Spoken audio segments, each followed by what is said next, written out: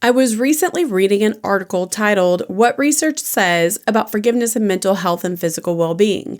It's by Sydney Walker, and I will link the article in my notes.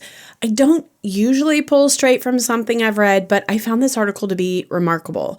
The article is a summary of some research that is done by three different researchers, and each of them have focused on forgiveness and health for many, many years. Personally, I have found forgiveness to play a huge part in my life, and I've been in this position to forgive egregious things that have happened to me and have been done to me, and I've also had to forgive myself for actions I've taken that I know were wrong or I'm not proud of. On either front, forgiveness, it takes time, it takes effort, and absolutely it takes intentionality.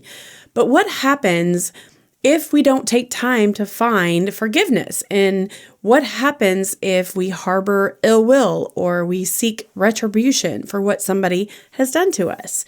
I think you're going to be surprised here. And I think when you hear the facts about how it impacts your health, I think you're going to be compelled to want to figure it out and learn how to forgive.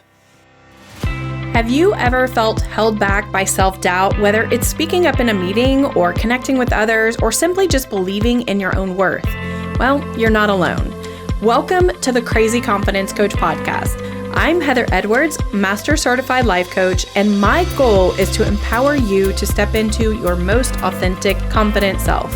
Here, you're going to discover practical strategies and powerful insights to help you improve your communication, deepen those relationships, and elevate your self-esteem.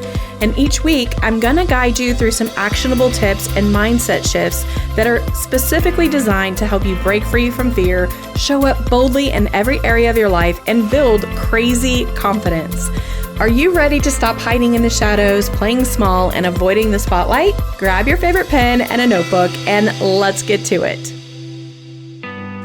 By far, the strongest poison to the human spirit is the inability to forgive oneself or another person. This quote is by Carolyn Myss.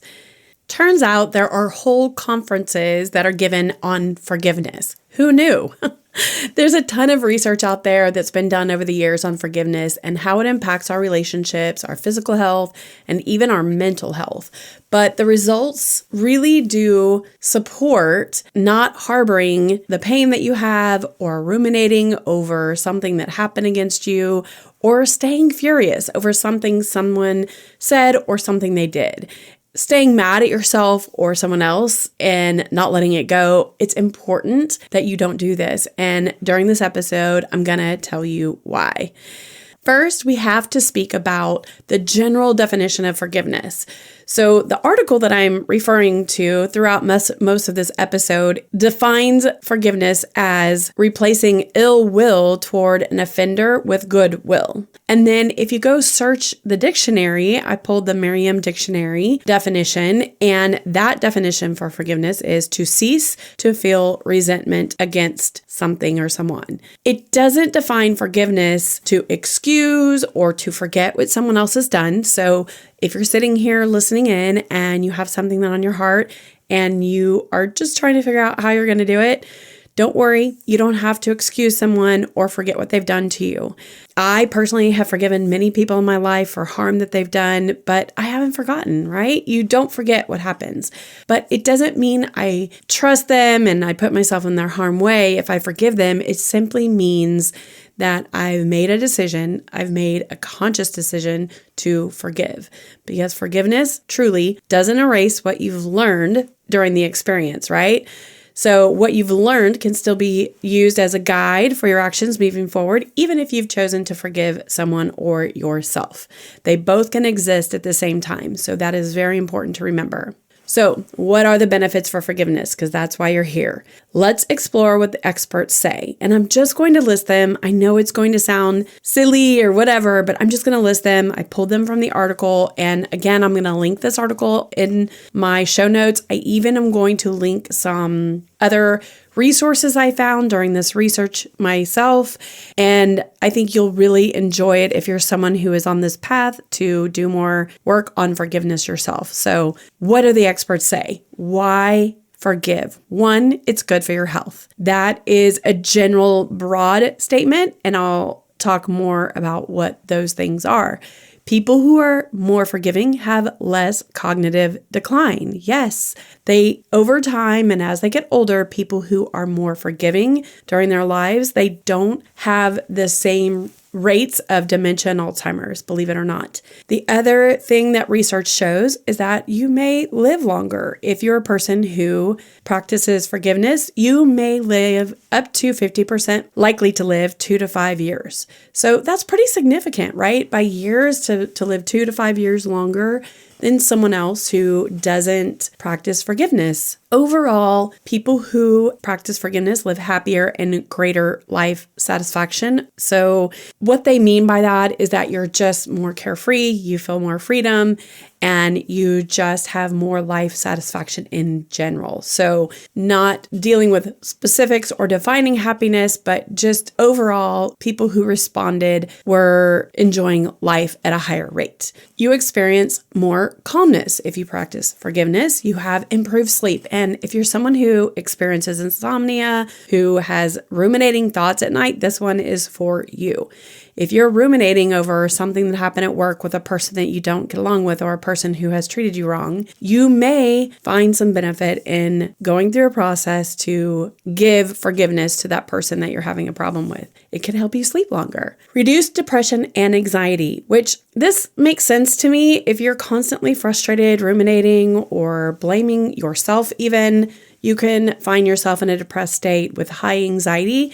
So this completely makes sense to me. So reducing your depression and anxiety, if you decide that you want to forgive more, it's a great reason to do it. The other is having less anger-induced heart failure. Well, let me just say I had no clue heart failure was at all tied to forgiveness. It does kind of make sense also, because if you're in anger or frustration all the time, and anger is associated with higher blood pressure, higher stress in your body, holding stress in your body, so you're contracting your muscles, that is happening when you are having a lot of anger. And if you're not releasing that, if you're not letting go of that and you're holding on to it, that makes a lot of sense too. Better social relationships, if you have forgiveness for other people and you can allow other people to be themselves and learn how to forgive them when they make mistakes or they treat you wrong and hit a reset, oftentimes you have better social relationships. And as that came out of my mouth, I want to reiterate here, I am not talking about someone who's abusing you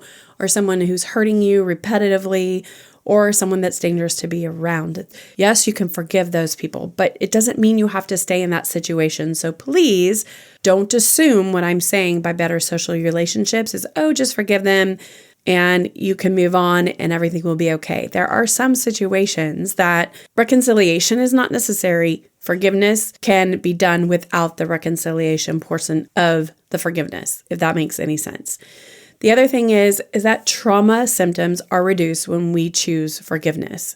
So this is not an all-inclusive list, but this is the list that was given in this article. And I was kind of blown away by how much of your health is impacted by not forgiving and by holding on to things. I kept researching after I found this and found that holding grudges and forgiveness can be a problem or instigate fibromyalgia. It can increase your cortisol and your stress. Of course, we've talked about the stress piece. It can also lower your immune function and it can destroy your self-esteem. The confidence girl here, I want you to have every reason to have a high self-esteem, and forgiveness actually helps you enhance your self-esteem. So I don't know about you, but I feel like all of this is compelling and it leans me toward figuring out how to forgive things that in the past maybe I wasn't willing to forgive, or maybe I didn't understand how to forgive.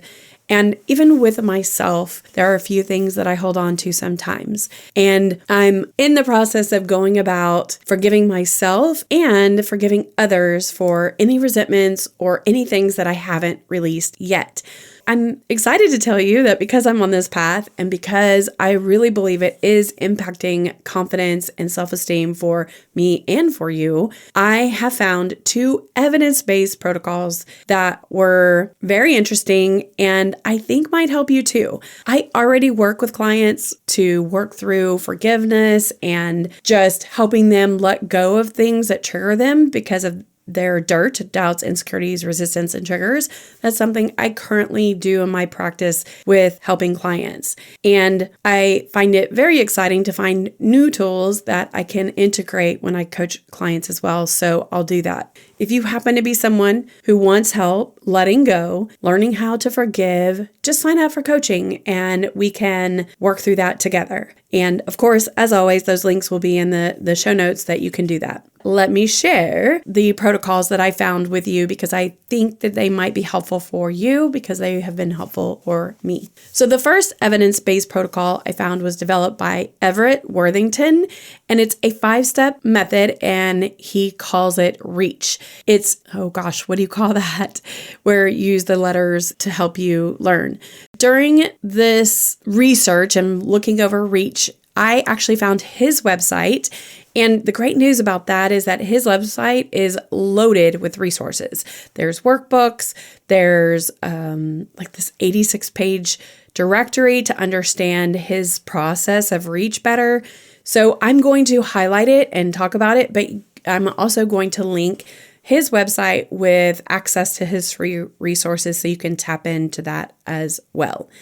REACH is, the R stands for recall the hurt. So essentially what you're doing is you're facing the fact that you've been hurt. You've decided not to be snarky, nasty, or hurtful is what he puts in there, not to treat yourself like a victim, which is hard to do sometimes, and not to treat the other person as a jerk. So that is the R of his protocol, recall the hurt.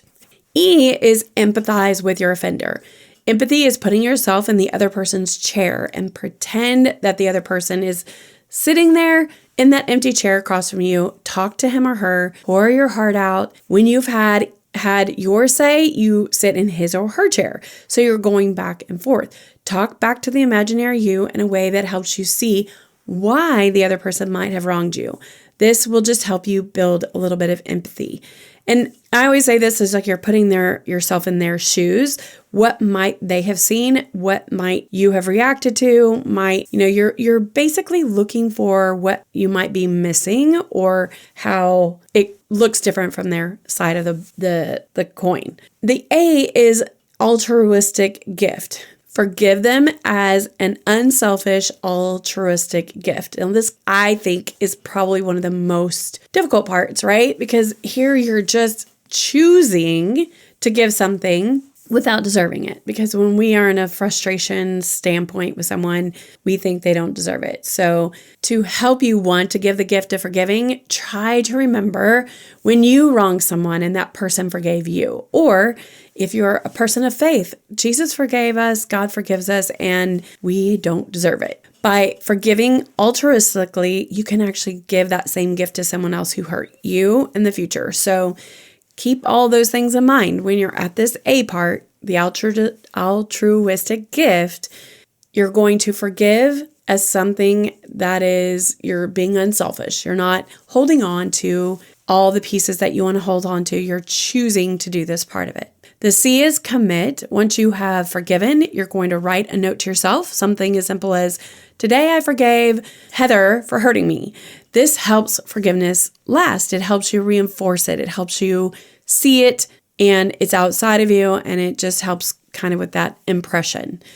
H is hold on to forgiveness. The self-addressed notes of commitment above, what we did just this last step above us, is helping us because we will almost surely, no doubt, that you're going to be tempted to doubt that we really forgave. We're going to constantly revisit it, or maybe we think about it again, or maybe we just are struggling inside to really let it go. But we can reread our notes that we made so we can forgive and that we did forgive. So that is the protocol REACH from Everett Worthington. And there are so many more resources he has available. I will link those again. They will be in the show notes if you want to explore that more. The second protocol, Robert Earnwright's model, is actually going to help you have deeper healing, lower cortisol and stress, and enhances prefrontal cortex activity.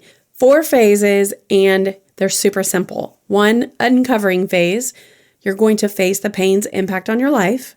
2, decision phase. Choose forgiveness intellectually first.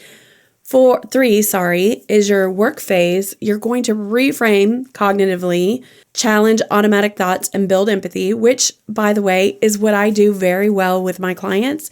This is the part we spend a lot of time in together when I use my DIRT model, is I'm helping people reframe their cognitive defaults. And that's what Robert actually considers his work phase.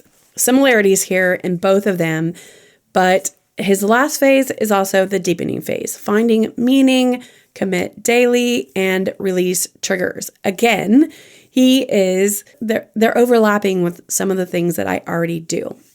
I also use journaling and thought guidance as ways to help myself and others reframe their thought patterns. And if you're someone who's stuck with rumination, fear, stress, you can really work through that with my DIRT method too. Robert's model is there with the 4 steps, and then you have the other REACH protocol, and then of course, the one that I want you to come do is sign up with me and we'll do my DIRT method. And really with the DIRT method, we uncover your doubts, insecurities, resistance, and triggers, and we can tie that into forgiveness. So my method has been great. It's just a roadmap, and it helps my clients that really have uncovered patterns and behaviors that they want to change. And maybe they've been stuck on them for a while and need some help. So that's what that is. Like me, you're finding that there is a newfound reason to focus on forgiving, because it really can impact your health, it impacts how long you live, and it impacts how you are in relationships. There's so many different things that it impacts in your life. Try not to hold on to things and be willing to forgive yourself and to forgive others, because it's clearly worth it. And one could argue, not only is it worth it, but it's actually free. It's something you could do without spending money. You don't have to spend thousands of dollars to forgive someone or yourself. So I hope this has been helpful. I hope sharing my learnings this week has been helpful for you, because I am working on a few things myself and it's been useful for me. So have a great week and come back next week. Thank you so much for hanging out with me today. It has been a blast. I would love for you to do me a huge favor and either go leave a rating or a review. And if you really love the podcast or you've learned anything at all, please pass it on to a friend or a family member that might enjoy the podcast as well. That's how I grow, and that's how I'm able to continue bringing you content. If you are interested in coaching, just go to thecrazyconfidencecoach.com. You can sign up for a free discovery call there. Thank you so much for being here. I hope to see you next Tuesday so we can build our crazy confidence together. Love you big.